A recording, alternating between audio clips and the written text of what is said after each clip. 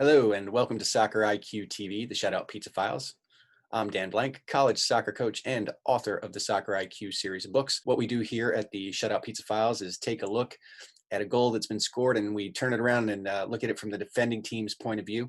And then we break it down, dissect it a little bit frame by frame to see what the defending team maybe could have done differently to prevent that goal from being scored. Today we're going to look at a goal from a Division I women's college soccer game. And what I love about the goal we're going to look at today is you get to see how tiny the margin of error is between preventing a goal and conceding a goal, because the primary defender in this example, she comes so very close to doing the right thing. She's just off by a couple of inches, but those couple of inches are kind of what makes the difference between the goal being scored or the goal not being scored. So let's take a look at it. So this goal happens rather quickly. There's a bit of sloppy play in the middle third. The red team comes away with the ball and is counterattacking the goal to the right of our screen, and we'll let this play out at full speed. So this player gets nicked, ball pops through, and then ultimately the rebound finish, which I love. Okay, so there's one critical moment that I specifically want to address, and it's not the moment when the goal was scored. So we'll let this run through a little bit at slower speed. A little haphazard in here. Okay, so now what we have developing is a 2-on-1. And attacker 1, attacker 2. And this is, at the moment, it's the lone defender. So there's our 2 against 1. And we'll see what happens here is this player is allowed to pass a ball to her teammate, and it's a ball that's going to be angled forward. So keep that in mind. That ball is angled forward. And I want you to watch how closely it passes by the defender's front foot.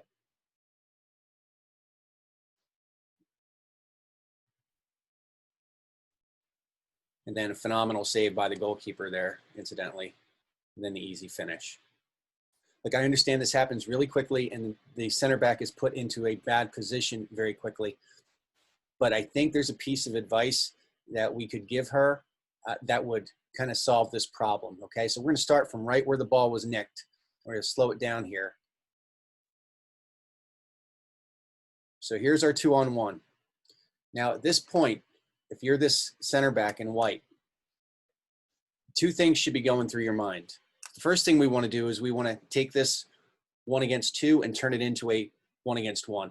And we do that by isolating the player on the ball. If there's going to be a shot taken, we want to make sure that she's the one taking it. So ideally, we can cut out the pass to her teammate, hopefully force the kid on the ball to kind of a not such a great angle, and then hopefully the center back can at least put her body in the way and sort of take away the far post as a shooting option and give the goalkeeper responsibility for the rest of the goal. Now to do that, and this is the second thing, what we can allow a pass from the ball carrier to her teammate as long as that ball does not go forward.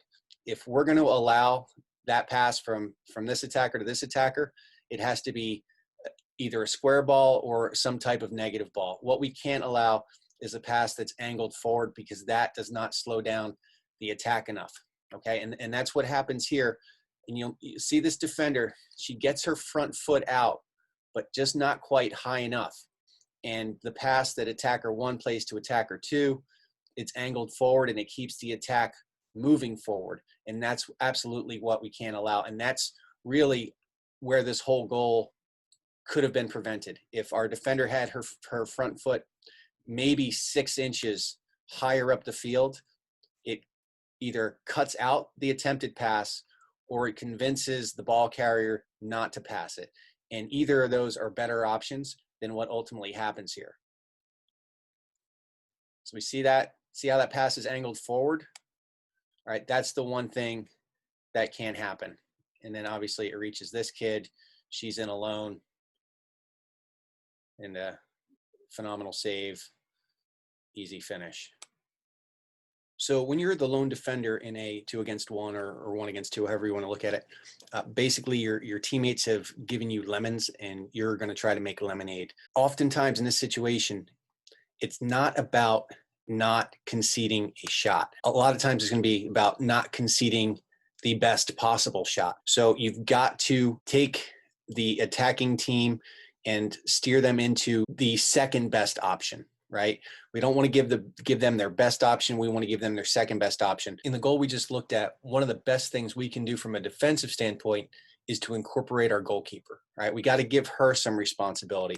So what we're going to do is we're going to try to steer the red team into a shot that's not from the middle of the field, basically.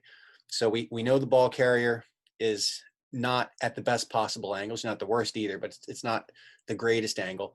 So we're going to isolate her, make her become the player who has to shoot. And that is what allows us to incorporate our goalkeeper. So in retreat, so we isolate the ball carrier, we dictate. At this point, that's what we're going to do. We're going to be the ones who dictate who gets to shoot. And we're going to say it's the ball carrier that's going to shoot. And we're going to try to take her to the worst possible angle. We're going to make sure we cut out the pass back across the goal to her teammate.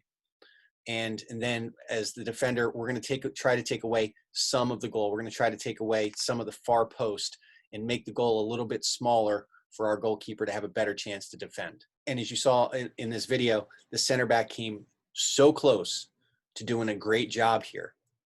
If her front foot is 6 inches higher up the field, this goal probably doesn't happen. It certainly doesn't happen in the same way that it occurs in the video.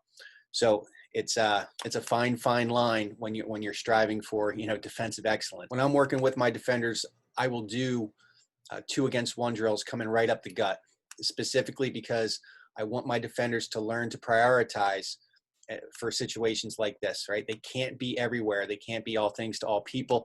So you've got to learn to prioritize. You got to think, all right, what's the worst thing that can happen to my team right now?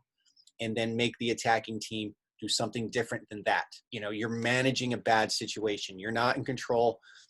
You have to understand that, you're in trouble and you're trying to mitigate that trouble to the very best of your ability. All right. And step one is oftentimes making sure that the ball carrier becomes isolated and has to be the one to take the shot. I hope you enjoyed this edition of Soccer IQ TV, the Shutout Pizza Files, and I will see you next time.